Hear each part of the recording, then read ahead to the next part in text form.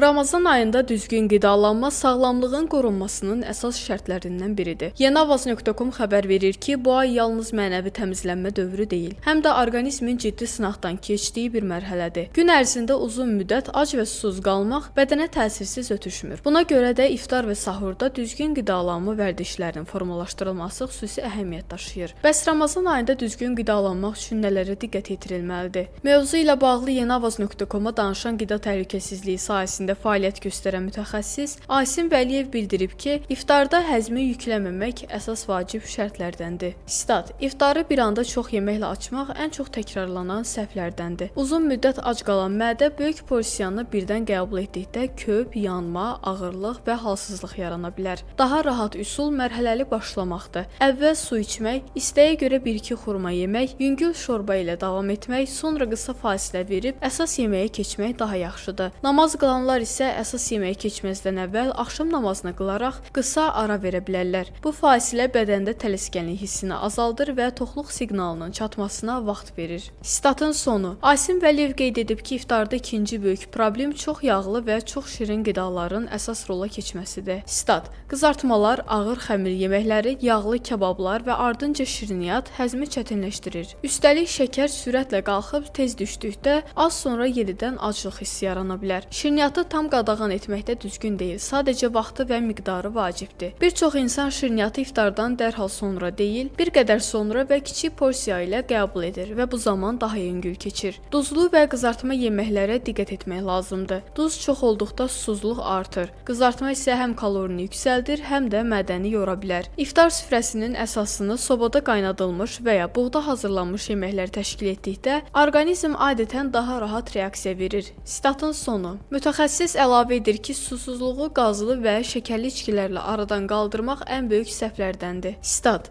Susuzluğu qazlı və şəkərli içkilərlə yatırmaq ən böyük yanlışlardandır. Bu içkilər suyu əvəz etmir. Su ən sadə, amma ən effektiv seçimdir. Ən yaxşısı suyu iftarla sahur arasında hiss seçməkdir. Çay və kofe tam qadağan deyil, lakin çox qəbul edildikdə bəzi insanlarda susuzluğu artıra bilər. Statın sonu. Asim Vəliyev bildirir ki, sahurdan imtina gün ərzində enerji çatışmazlığı yaradır. Stat: Sahuru buraxmaqda çoxlarının etdiyi səhvlərdəndir. Sahursuz gün daha ağır keçir. Günorta enerji düşür, baş ağrısı, əsəbilik və həddindən artıq aclıq hissi arta bilər. Sahurda məqsəd mədəni yormadan uzun müddət tox qalmaqdır. Buna adətən zülallı, lifli və bir qədər də faydalı yağlı qidalar kömək edir. Statın sonu.